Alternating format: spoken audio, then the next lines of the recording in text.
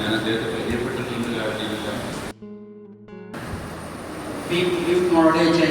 ആന വായിച്ചു പഠിക്കണല്ലോ. ശില്പം എന്ന് പറഞ്ഞ അക്ഷരമല്ലേ, ഏതെങ്കിലും രൂപം അതിനകത്ത് തൊപ്പി എടുക്കുകയാണെങ്കിൽ സംഭവിക്കും, അതിന് വലിയ മൂല്യം വർദ്ധിക്കും. അതുപോലെ നമ്മളല്ലോ